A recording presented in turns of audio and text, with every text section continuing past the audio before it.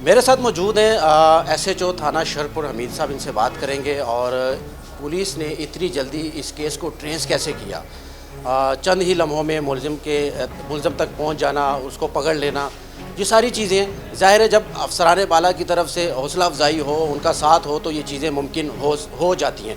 मेरे साथ मौजूद है सर, बहुत मुबारक हो आपको। ब्लाइंड मर्डर में ऐसे केसेस ट्रेस करना, उसको पकड़ना, इसके पीछे बड़ी मेहनत होती है। अल्लाह ताला ने आपको बड़ी कामयाबी दी और बड़ी जल्दी दी। ये बताइएगा कि सर ये क्या मामला था, ये लड़का पहले भी इस एक्टिविटी में इन्वॉल्व था या नहीं था, इसको पकड़ा कैसे सर? जी अस्सलाम वालेकुम जी, बहुत शुक्रिया बिलाल भाई। असल में ये तकरीबन 10 मुहर्रम को ना जी 5 बजे हमारे पास एप्लीकेंट आता है अमजद कि मेरा बेटा लापता है और अभी तक वापस नहीं आया सुबह 10 से। तो उसका शायद इंटरेस्ट अभी FIR नहीं थी, लेकिन हमने स्मेल करते हुए कि अगर सुबह 10 से गया और अभी 5 बजे तक नहीं आया, हमने फौरी FIR दे दी। साथ हमने टीम रवाना कर दी, यूसुफ ASI साथ गया, उनके साथ सर्च करता रहा। तो अफसरान ने भी चूँकि बतौर चैलेंज हमें सारे काम छोड़ के कहा कि यही काम जो है ना आप फोकस करें, मुद्दई के साथ अटैच रहें ताकि कोई इशू ना बने। तो हम उनके साथ रहे हैं, सर्च करते रहे हैं बतौर यही, हम तो बतौर मगवी उसको ढूंढ रहे थे कि रात 11 बजे डेड बॉडी मिल जाती खेतों से। जी जी। उसके बाद फिर चूँकि जितनी देर में हम सारा क्राइम सीन देख रहे थे, लोगों को साथ साथ हम वॉच भी कर रहे थे कि जो लोग चल फिर रहे हैं साथ साथ, इनमें भी कोई सस्पेक्ट हो सकता है। 3-4 लोगों को हमने बतौर सस्पेक्ट देखा। जी जी, नहीं जस्ट इंटरव्यू किया। जी जी, उनके क्वेश्चनिंग हम उनको किया। एक की बॉडी लैंग्वेज जो उस्मान था ना जी, इसकी मशकूक थी, उनके घर का फ़र्द था जी, जो इसका कज़न था, फर्स्ट कज़न था और इन्हीं के घर में काम भी करता था, इलेक्ट्रिशियन का काम इसके अपने मामू से सीख रहा था। वो हमने बतौर सस्पेक्ट उसको जो है ना अपने रडार में ले लिया। जी, हम साथ साथ ये भी काम करते रहे हैं, उसकी PFSA टीम आ गई, एविडेंस कलेक्शन करते रहे, क्योंकि ये मुश्किल काम होता है जब मुद्दई के घर से ही अगर कोई मुलज़म निकल रहा हो तो इतनी जल्दी हम उसको अग्रेसिव होकर नहीं पकड़ सकते जब तक ये इंश्योर ना हो जाए कि वाकई यही बनेगा, वरना अच्छा काम करते करते हमारे उल्ट भी हो सकता है। तो हमने अपने तौर पे उसको जैसे भी वॉच करते रहे, जैसे ही डेड बॉडी जो है ना वो रिकवर होती है, उसके बाद इसकी तबीयत ख़राब हो जाती है, उस्मान साथ चलते फिरते इसको वॉमिट आना शुरू हो जाती है। हमारा शक जो है ना वो यकीन में बदल जाता है जी।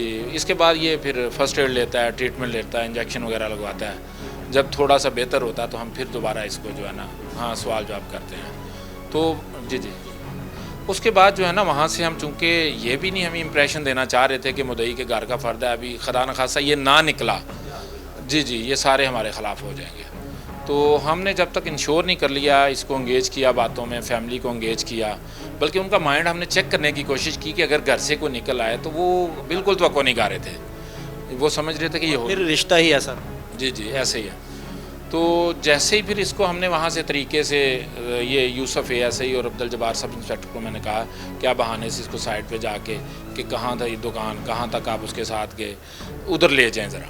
वो ज़ाहिर है जिधर पब्लिक इकट्ठी थी, क्राइम सीन था, वहाँ से वो बहाने से ले गए कि आए दिखाएँ किस दुकान से आप चीज़ ले रहे थे। मीनवाइल इसको फिर ज़ाहिर है सवाल जवाब किए, ये ब्रेक हो गया। इसने फिर वकूए की तस्दीक करवाई कि मैं किधर किधर से गया हूँ।